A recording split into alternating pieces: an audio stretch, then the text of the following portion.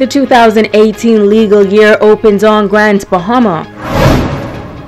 Controversy brewing within the Freeport City Council again. And the YMCA on the verge of shutting its doors. The Bahamas Tonight Northern Edition starts now. This is the Bahamas Tonight, the Northern Edition. Good evening all, I'm Megan Shepard.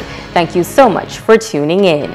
Topping the news, a service held at the Pro-Cathedral of Christ the King Anglican Church this morning to mark the launch of the legal year here on Grand Bahama. A leading Anglican clergyman delivering the charge, urging those in the legal profession to always be concerned about the rights of others. Italia Hall was there.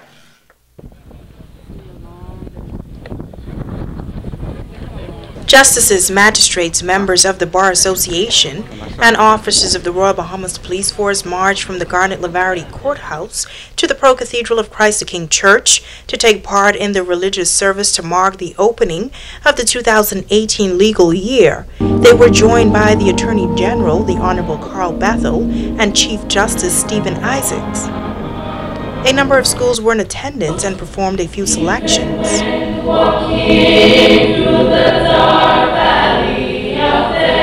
Venerable Harry Bain in his sermon said that lawyers have a unique role to play in society. Be the defenders of the rights of those who cannot do so for themselves. Your profession should not just be about making money. Because unless you spend it all while you're here, you won't be able to carry it with you. Get involved. Lawyers, members of the bar, private lawyers, and these big law companies, they have lots of money. Get involved.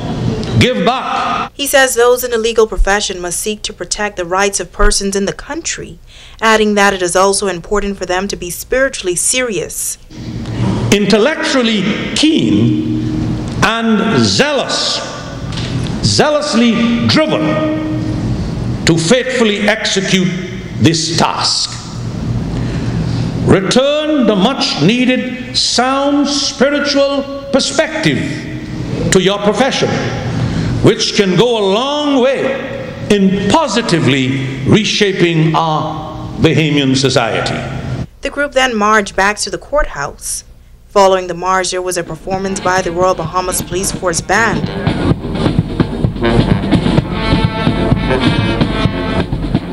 Reporting for ZNS Network News, I'm Italia Hall.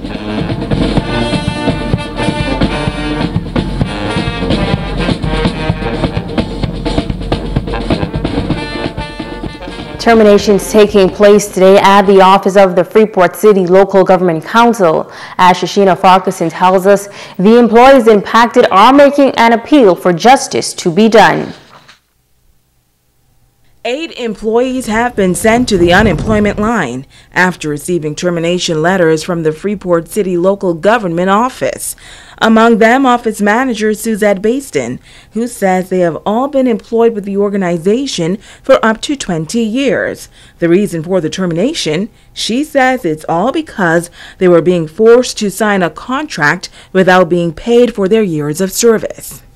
A few months ago, the City of Freeport Council, under the old council administration, decided to put all employees on contracts. We had no problem for the first time signing contracts, but they had agreed to pay us out for our years of service. I'm a 20-year employee of the City of Freeport Council, and the then council, under the leadership of Shavita Campbell, had decided to pay us out for years of service prior to us entering any new contractual agreement. The new council came in July, and they too adopted the idea that we should be on contract, but we should also be paid out. She says the administrator advised the council that he will first seek advice from the Attorney General's office on the matter. Basden says this was from March 2017, and they haven't heard anything since. But despite being told to wait on the AG's office, Basden contends that some counselors still pushed for the workers to either sign the new contracts or pack their boxes and leave. although they are being advised by many ministers, they're also being advised by the director of local government to leave the people alone until the AG has advised us as far as to paying out the employees for their years of service. In December, we were told that if we don't sign the contracts, our services will be terminated. So today, the 12th day of January, we came into the office and we received termination letters telling us that we have 12 days to appeal, and we were told to leave the keys and vacate the premises as though we were criminals. She says all they were asking for was to be paid for their years of service before signing the contract. But what they received instead was their walking papers from Chief Counselor Kendall Culmer. Yes, he did think it's unfair, but he, as the Chief Counselor, have to be guided by the decisions of the council. So what now for you? Well, we are officially terminated as of today, and we will go and seek legal advice. Now, our ZNS News team contacted Chief Counselor Kevin Culmer as well as Deputy Chief Counselor Ernie Barr, both of whom referred us to the Administrator's office. Shashina Farkason, ZNS Network News. Now, our ZNS News team spoke with Administrator Preston Cunningham, who says that he has no comment on the matter because the appeal process has not been exhausted. Now, it is understood that the terminated workers have 15 days to file an appeal, and once that appeal is filed, the Minister for Local Government will be notified, and the Minister alone has the final decision on the matter. We spoke with former Chief Counselor Kevin Ferguson, who says that he is disappointed that these employees have been terminated for no real cause. When I was the Chief Counselor, I was asked, the minister came up with this contract regarding employees. I refused to deal with it because I didn't think that it made any sense. If you have employees that were in place for about 10, 20 years, in order to sever that relationship, I believe you have to pay them out and then allow them to sign these contracts in which you're doing. He says the major issue with presenting contracts is the fact that it can become political, therefore jeopardizing the employee's future in the organization. Well, for one, I don't believe that the council understands what it is that they have done. You see, in order to terminate people should do something wrong. And these loyal employees of the local government and the city of Freeport, they've been around, some of them from the inception. And from my vantage point, I believe that they are what local government is. They are the base and the body of what local government ought to be. Meantime, the Department of Local Government hosted a very important town meeting at the St. Mary Magdalene Church Hall in West End Thursday evening. Our Kimberly Mulling says that information pertaining to the closure of the West End dump site was discussed. To my knowledge, there is no dump site in West End. At the town meeting, one of the main topics covered was the cleaning and closure of the dump site in West End. However, officer in charge of environmental health, Bertha McPhee Duncanson, made it clear that the area that is used now was designated by the Ginn Company for the storage of conch shells to be used on their property. Unsure of how garbage ended up on that site, it behooves the department as it was never the intended purpose. We have spent about $100,000 when we cleaned up that shoreline. We all remember that? About 5-6 years ago, or maybe longer, and the area was cleared and there was a designated area for the disposal of our conch shell.